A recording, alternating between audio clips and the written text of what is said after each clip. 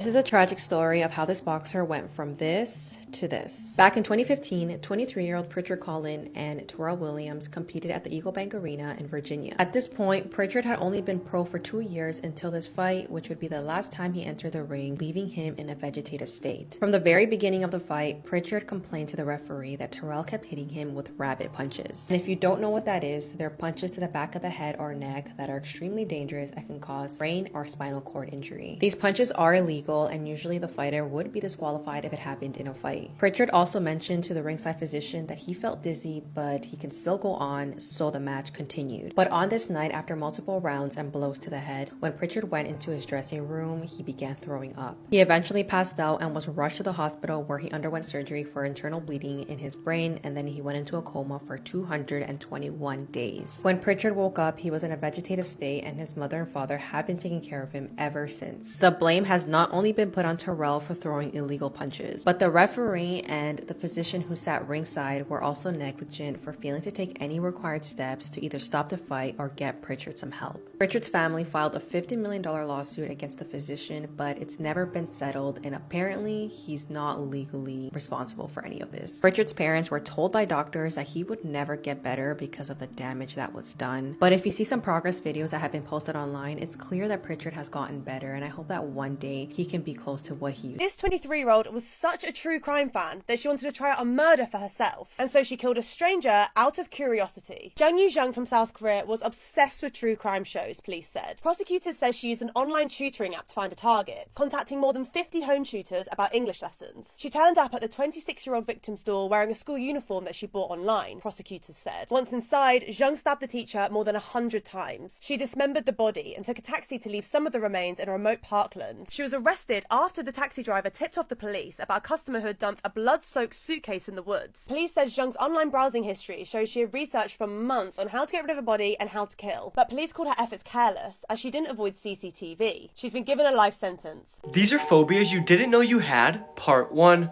Okay, take a look at this. Do you feel any way about it? Or this picture? If you feel some sort of weird feeling or just unsettled, then you might have automatanophobia, which is the fear of human-like figures, such as mannequins or wax figures, robotics, and even statues. This phobia is actually pretty common, and scientists believe it's just because humans don't like seeing other things that resemble themselves. People who also have automatanophobia are actually terrified of the Polar Express characters because they're so human-like it's actually creepy. So if any of these pictures scared you or made you feel just some type of way, then you might actually have automatanophobia. Okay, what do you guys think about this? The state of California has revoked this man's concealed weapons permit after he used the weapon to protect himself and his family from a would-be home invasion. On November 4th, Vince Ritchie had just gotten home from the gym. He's approaching his front door when 2 masked men with guns hop the fence and try to force him into his house so they could rob him. Now, just on the other side of that door was his wife, his 5-month-old baby, and the nanny. Vince then pulled out his weapon and they exchanged gunfire. Vince did not hit either one of them, but he most certainly shot at them. Okay, so then a couple days later, apparently it's normal protocol to have your concealed weapons permit suspended while they investigate. But they suspended his and then revoked it. When asked why, they didn't give a real straightforward answer, but they said that he had been yelling at them. Apparently, Vince thought the police was doing a really poor job at collecting evidence, like they left the shell casings from the would-be robbers on his driveway. Check out the video from his ring cam. Okay, so here you see Vince, that's the homeowner, walking towards his front door. He's looking for his keys, approaches, and then you see the gun in this guy's hand. He throws his tea at him and starts firing. So the question is, do you think that Vince should not be able to carry a weapon anymore because of the video you saw? I don't know. What do you guys think?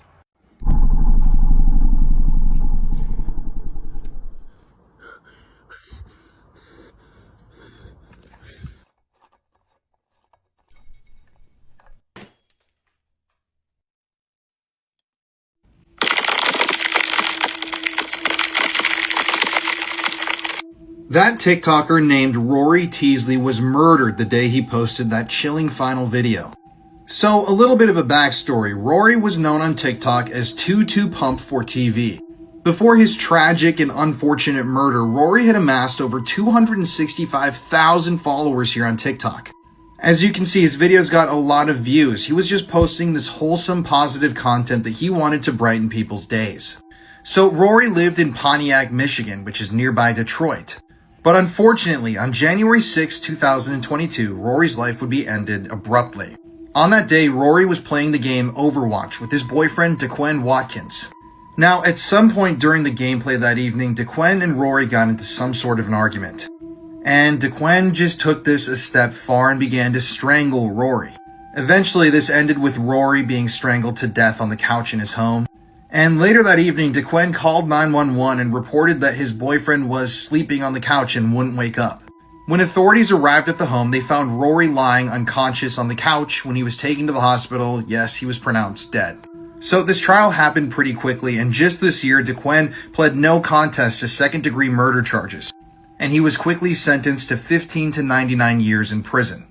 It's unclear what caused this argument over a video game to escalate into a murder, but sadly Rory died that day, and people online are still trying to preserve his memory by reposting his TikToks and sharing his story.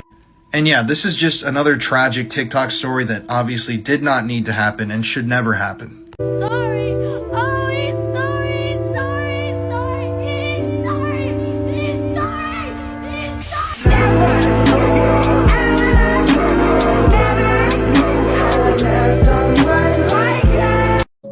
Ma, come outside. There's a fucking moose or a buffalo or some shit. They're fighting.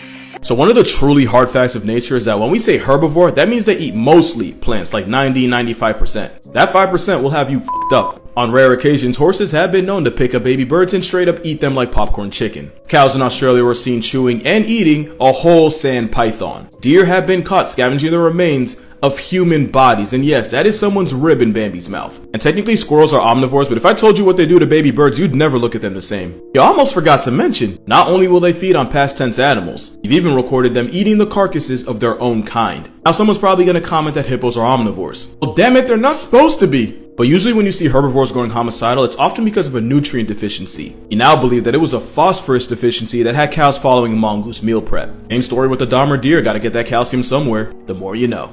Have you guys heard about the 9-year-old girl who died from having lice? On March 22nd, 2022, a 9-year-old girl was found deceased by police in her home where she lived with her mother Sandra, her grandmother Elizabeth, and her 2 brothers in Arizona. When police first saw her lifeless body, they noticed a large amount of bugs on her face, which they later realized were lice. According to the medical examiner, the girl died from anemia, which was connected to an infection from the head lice. A few hours before the little girl passed away, Sandra texted her boyfriend and said, "Oh my god, babe, listen, I'm in my room and my mom was calling me and asked if I can check her pulse to make sure she isn't dying." So the boyfriend urged Sandra to take her daughter to the hospital, but she didn't, and she passed away 2.5 hours later. Sandra admitted that her daughter was sick for quite some time and she was vomiting, had a fever, she had trouble breathing, and could not walk on her own. Both Sandra and her mother Elizabeth have been arrested and charged with murder. This man, 2009. Lights out. Everybody. It is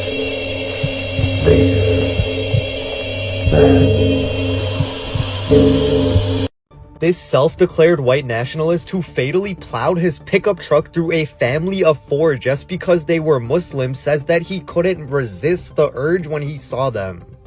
He is 22-year-old Nathaniel Veltman, and he told detectives that on the day of the attack, he left his home looking for Muslims to kill like they're some sort of animals meant to be hunted, and he also sent a message to others that vehicles can be used to attack Muslims.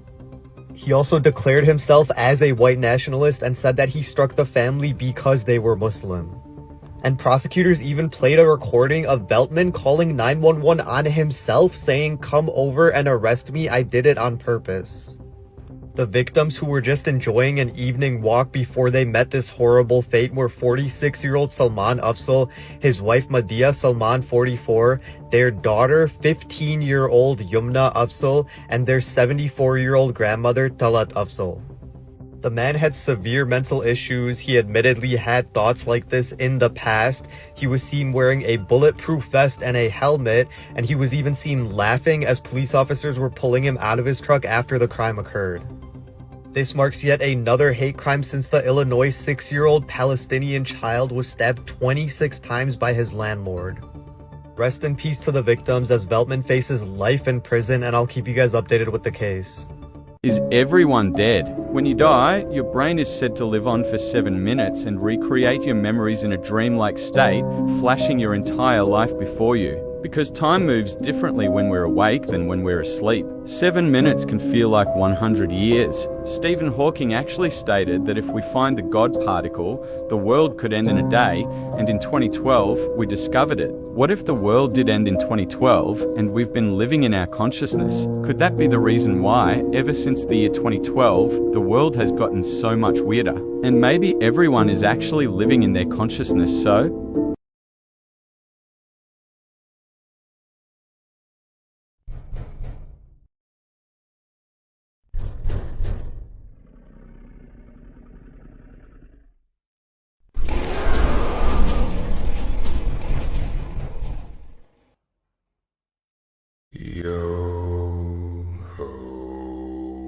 all hands hoist the colors high.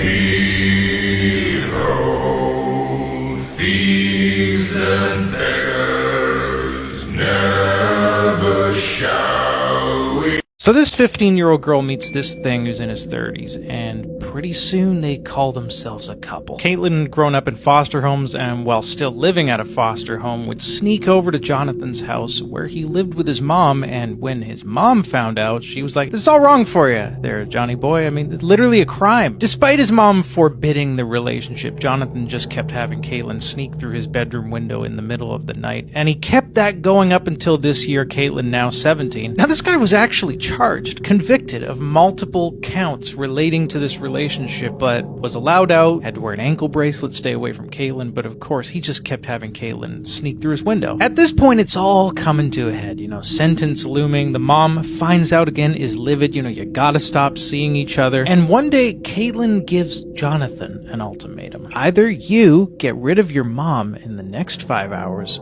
or else. And after 5 hours had passed and John hadn't moved a muscle, it had now reached or else. Caitlin storms outside, grabs a rock, goes back in, and while Nicole Jones is looking for something in the fridge, Caitlin comes up behind her and takes that rock to her head. After repeated hits, she fatally strangles Nicole right there. All while Jonathan, by the way, is on the couch in the living room just feet away watching TV. They then moved Nicole's remains to a dumpster behind this apartment complex, and it's then taken to a landfill. The only problem was Smarty Pants was still wearing the ankle bracelet, from that previous conviction, and the U.S. Marshals were able to catch up with him down in Mexico.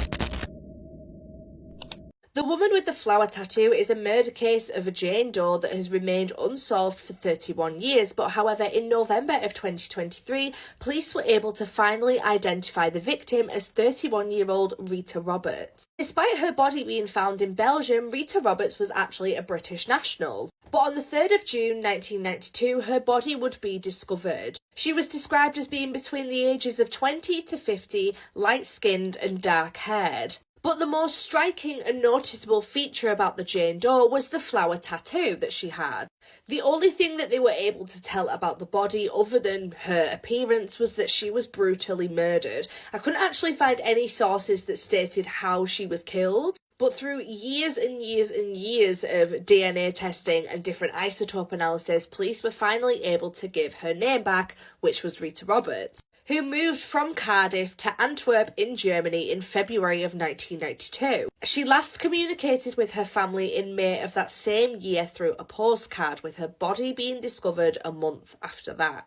Her family have since travelled to Belgium and formally identified her. Rita Roberts was one of the 22 murdered women throughout Europe that police have launched a big investigation on, with the case being called Identify Me. But despite her identity being given back to her, the murder still remains unsolved and the case is ongoing. Another day and another bizarre and disturbing case that pops up on my newsfeed. Today it's the case of the man who allegedly took the life of his elderly mother and then continued to live with her body in the same room. Welcome to another episode of Keeping Up with South Africa, with me, Bella Monsoon.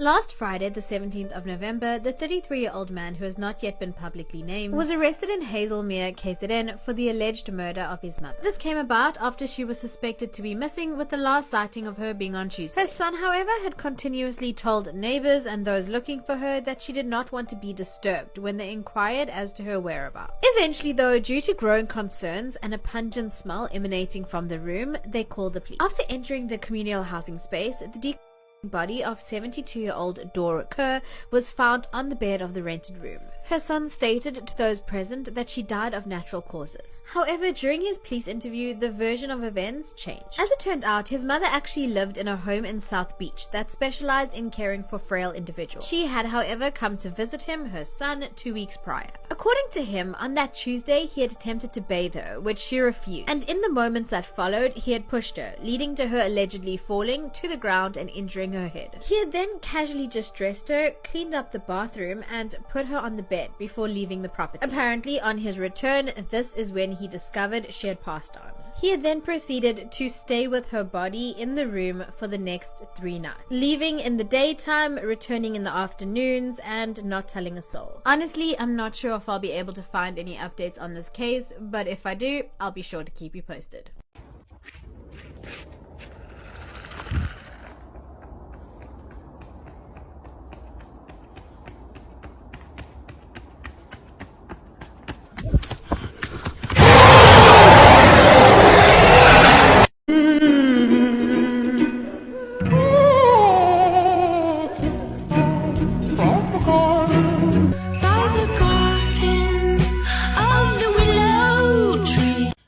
Pushed her child on a swing for over 40 hours until he died. This is the tragic story of Ramisha Sims and her poor little son, Jayeli. It was May of 2015 when Ramisha would take her little boy, her little 3-year-old son, to the park as they would normally go. This time something was different. Ramisha had been off her schizophrenia medication for a few days now, and when she took her son to the park, no one knew that she was in the middle of a psychotic break, so she put her child inside the swing and started pushing him. More and more hours passed by, and poor little Jair was just in the swing, helpless. He couldn't get out, and his mum was almost in some sort of daze. She was in such a psychotic state, and she ended up being there throughout the entire night and the next day for 44 hours, until finally poor little Jair passed away. He passed away in the swing due to hypothermia and dehydration. She stood in the same spot for all those hours pushing him. Like, you can imagine how frightened he was and how uncomfortable and cold, how much pain and discomfort he was in. And it's just one of the most tragic stories I've ever heard. So obviously help eventually came. There was a few people that say that they did in fact see her, but they just thought that she was going or coming back. So eventually when it was reported and the news broke to the family, everyone was devastated, as you can imagine, especially Jair's father, as he had even requested full custody of him not long before this incident, because he knew that the mother's mental state wasn't good enough to look after him. But while all that was being sorted out, Ramisha decided to stop taking her schizophrenia medication that she had been taking for all this while, and these were the harmful consequences to her actions that day. It went to court obviously, and she was found not guilty because she was in the middle of psychosis, but she now has to attend counselling and therapy and get psychiatric help every week. So that's the tragic case of Jair. A couple have fled their home in Wales after hearing these terrifying voices coming from below their basement.